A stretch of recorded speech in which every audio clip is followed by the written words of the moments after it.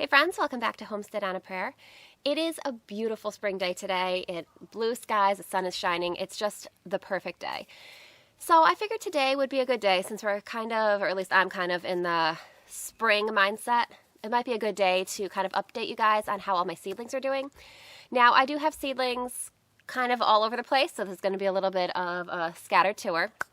I have a lot of seedlings outside, including some of the preliminary results of our pea soaking experiment that we did together a couple weeks ago. The first peas have sprouted, so I'm going to show you those plants. I'm also going to show you various other seedlings, some that I have going inside my house under grow lights, some that I have direct seeded in the garden. So let's take a walk around the yard. We'll look at the outside seedlings first, and I'm just going to show you guys what we have going on, getting ready for the garden this year. So first I want to show you guys these seedlings I have on my deck. There's a lot of different brassicas here. I've got some broccoli, kale, cabbage, cauliflower, plus you can see some onions in the back. Now these are out here on my deck because I'm starting a process called hardening off. So when you grow seedlings inside the house, or even if you start them in a greenhouse, they are very protected. They're protected from direct sunlight, even though you have grow lights and you ideally want them to be very strong. They're still not going to compare in strength to the sun.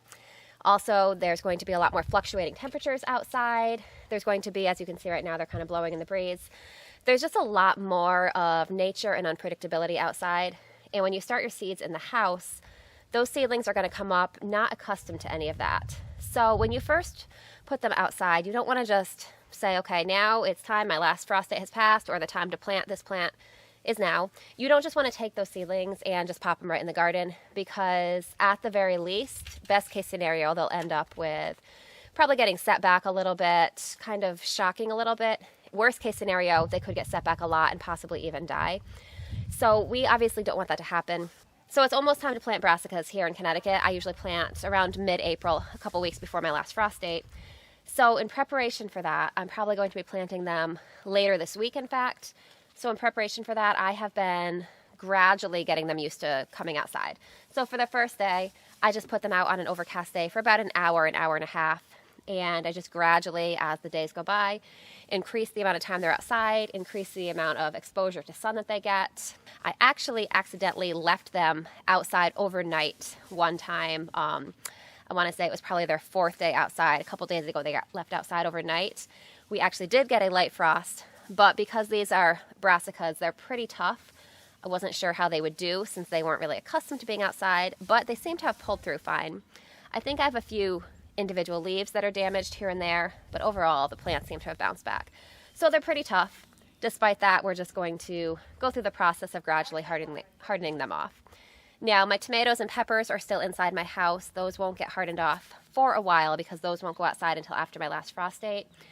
But about a week or so before I plant those outside, those will go through the same process. So these guys are looking pretty healthy right now.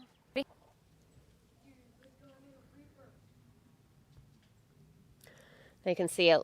So like I said, there's some leaves that sustained a little bit of damage, but overall, these plants look pretty good.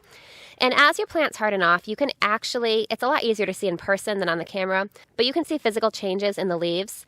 The leaves will start to get darker green, they'll start to get tougher. Like if I look at some of these older leaves on the plant, they're a little bit thinner. If I compare it to new leaves that are just sprouting, they'll be much thicker because they have adapted to being able to handle a lot more fluctuation in temperature and weather conditions. So also on the deck here, I have a bunch of jugs that I have been experimenting with winter sowing. Now winter sowing is basically where you take a milk jug like this and you cut it, and then you put a little bit of soil in the bottom, put your seeds in here, tape it back up, and then you put seeds in it long before those plants would be able to survive outside. And the idea is that this milk jug acts as kind of a mini greenhouse, kind of protects your seeds as they grow, helps them to get a little bit of an earlier and stronger start than if they were direct sown in the garden without taking up space in your house. So that's the general idea. I really don't have any experience winter sowing, so this is an experiment. And I'm going to say so far I'm having mixed results with these. I have a few that have done really well. So I have a jug of chamomile that is filled with seedlings and doing really well. I also have some amazing gray poppy seeds that I sowed in here, and a few of those sprouted. I'm actually pretty pleased with that because I haven't had the greatest luck germinating those directly in my garden. So as long as I'm able to transplant these out to my garden, I'm really excited about that. So I have some Swiss chard that's done well. I have a variety of other plants that I tried, which in theory should be good candidates for winter sowing that haven't done as well. For example, I haven't had any onion sprout. There's a few other flowers I've tried that haven't really sprouted. I don't think I had any parsley or dill sprout. But overall, I'm going to say this is a kind of a mixed success. So I'll keep an eye on all these jugs. I will keep you guys updated as time goes on and let you know how they do. So we're heading over to the garden to check on the peas and some other seedlings that I've sown. And I noticed that the violets are just starting to bloom. Those are so pretty this time of year. So I know some of you guys are probably here to see the results of the pea experiment. I don't have conclusive results yet, but we are starting to see some germination. So I'm just going to show you guys the update and how the peas look so far. Now, as you can see, there are some peas starting to pop up along the edge of the fence. We don't have a real lot of germination yet, but it is starting.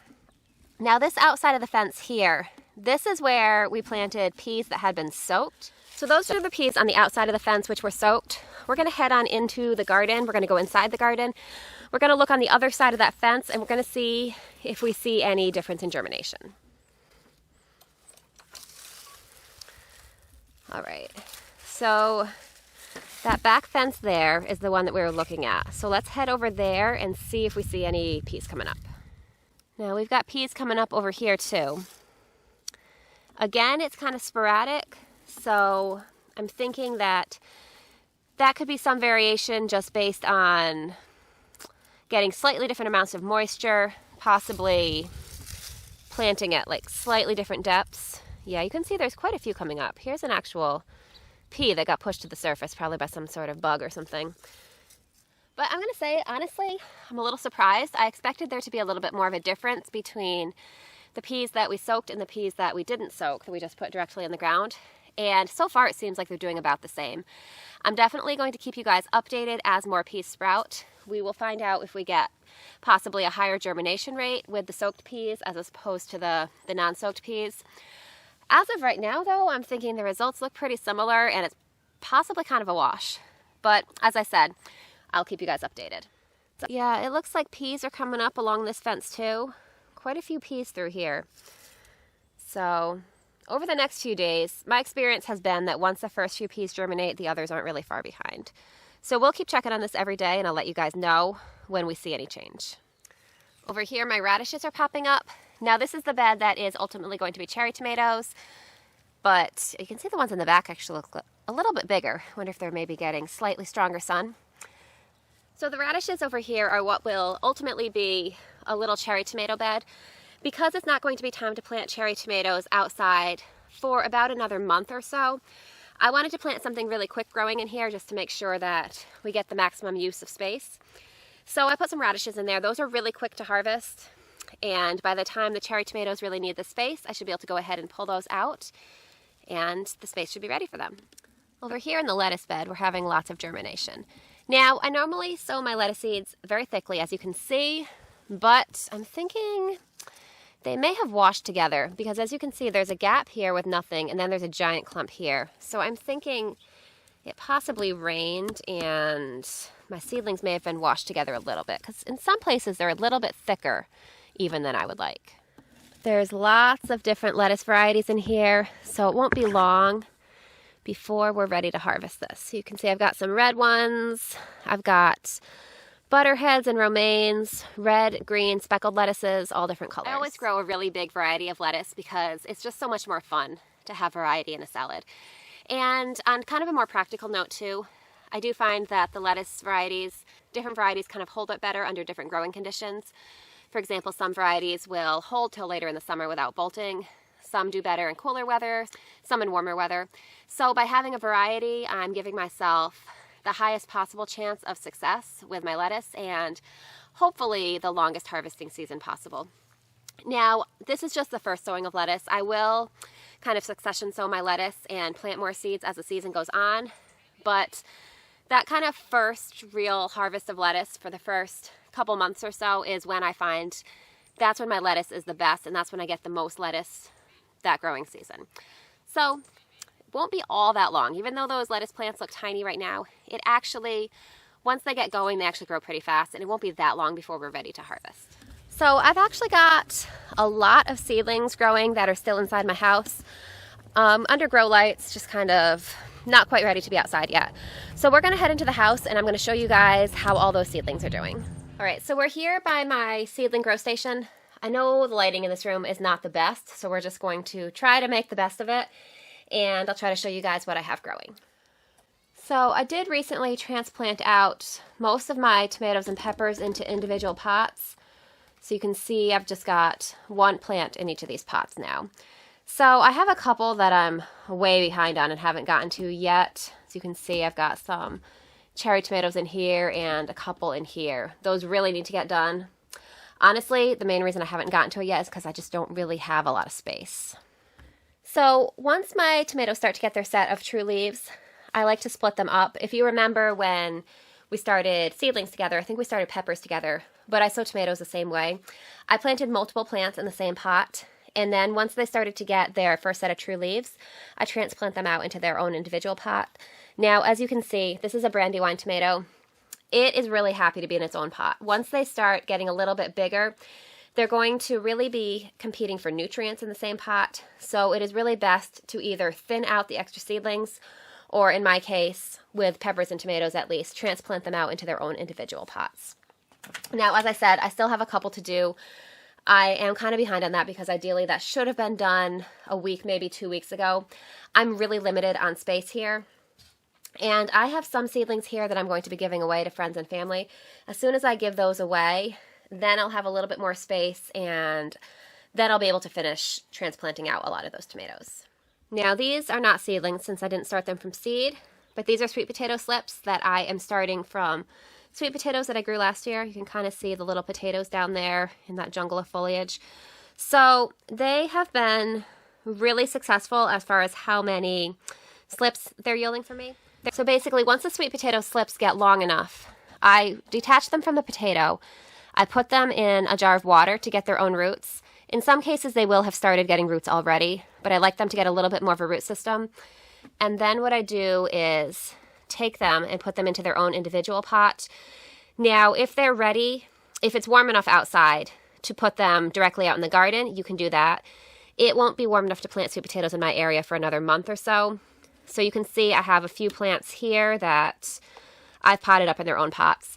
And within the next couple days, these sweet potato slips will be getting their own pots as well. And as you can see, I have many more back there that are ready to be rooted. So these are more tomatoes. These are actually some of the tomatoes that I'm going to be giving away. You can see they look nice and healthy. I've got one little pepper back here. So as soon as I'm able to move these on to their forever homes, I'll have a little more space. Now back here, this tray is pretty much all peppers, except for a couple other. I've got parsley here. And I think that's it actually for this tray. It's just peppers and that 1 6-pack of parsley. Now you can see I have a fan here. When you're growing seedlings in the house, we kind of talked about this when we were talking about hardening off plants. Seedlings that are grown inside the house are going to have very sheltered lives, very protected. So the more kind of resistance you can give them, the better. I like to have a fan blowing on my seedlings for a few hours a day. I kind of move it around to the different shelves. That little fan that I have is not ideal, but I am making the most of it.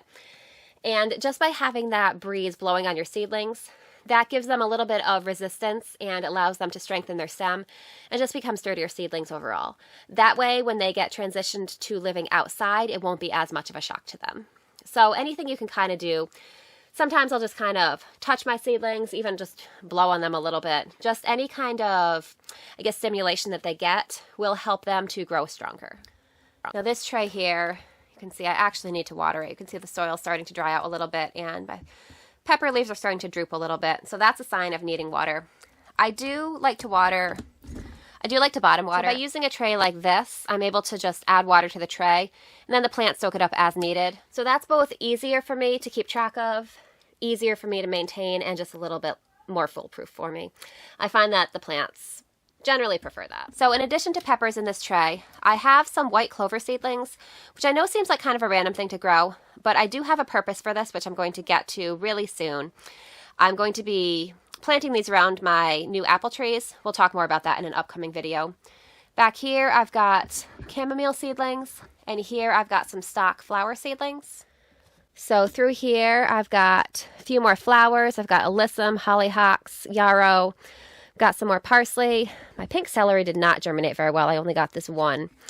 So I guess to save space I could actually switch that into an individual pot and remove that 6-pack. In the back I've got more chamomile.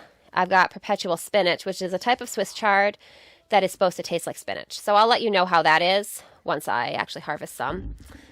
And over here is more tomatoes and peppers. These are a mix of tomatoes and peppers that I'm keeping and giving away. So thank you guys so much for joining me and getting a little tour of my seedlings as they grow.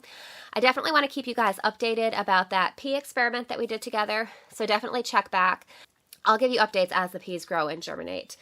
And it won't be too long before it's going to be time to start hardening off these tomatoes and even the peppers and sweet potatoes too. I do actually need to come up with some sort of creative way to have a little more space because I still have to start seeds for all my companion plants. I have a lot of flowers and herbs that are going to be going in the garden, and I need to make space for those. So I think what I need to do is contact my friends and family and find out who wants some extra tomato and pepper seedlings and clear out a little bit of space for myself. And so I'm thinking pretty soon I might do a little mini garden tour. It won't be as extensive, obviously, as the garden tours that we do in the summer. There isn't as much growing yet, but there is still quite a bit going on, and I definitely need to give you guys an update about my new garden area in the side yard. So all that will be coming up really soon. So I hope you guys are having a great day. I hope that you're enjoying spring. I hope that it is beautiful spring weather where you live too. And I can't wait to see you guys again soon. Bye guys. I'll see you next time.